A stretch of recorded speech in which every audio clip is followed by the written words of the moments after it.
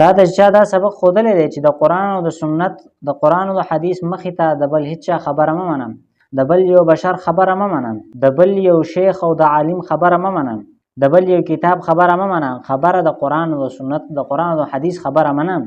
دا سبق چې تا ته چا ښودلی دی د هغه شخصیت د هغه انسان قدر وکړه. دا د ذهني ازادۍ دا فکر دا سبق چې تا ته چا ښودلی دی د هغې احترام وکړه.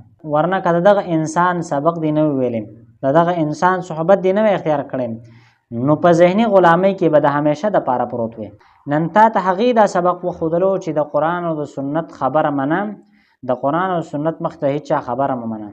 خو د هغې دا مطلب نه دی چې ته به پاسې او الټه په هغې باندې به ردونه شروع کړې او د هغې مخالفت به کړې.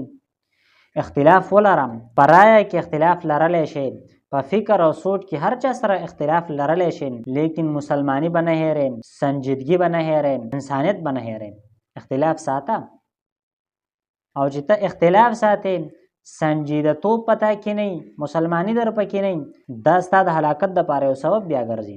خپل د مشرانو تاریخ وګوره، هغوی د خپلو اساتذه کرامو سره اختلاف پاللی دی، اختلاف یې ګاللی دی، سره پورې رسولی دی، تر دې چې د یو بل پسې تصنیفات لیکل دي، مستقل کتابونه یې لیکل دي، خو هغه د ادب په دایره کې دننه و، هغه د اخلاقو د انسانیت او د سنجیدګۍ په دروازه کې دننه و. او چې کله یو انسان بې شرمي، په هغې کې انسانیت نه وي، په هغې کې سړیتوب نه وي، نو هغه چې بیا کله اختلاف پالي د چا سره، نو د هغې هغه طریقه هم بیا د حماقت او د قمقلتوب نه ډکوي.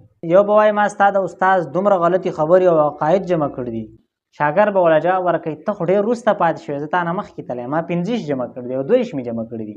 دا خو ته ماشاءالله ډېر زیات کمال کوې، ډېر هوښیار یې، ته ډېر علمیت لرې، ډېر کمال ته رسېدلی.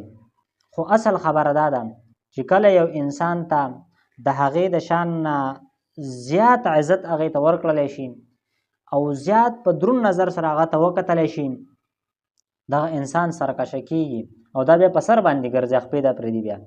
نو مسله د قرآن منل پکار دي، خو د مقربینو خیال هم ورسره ساتل پکار دي.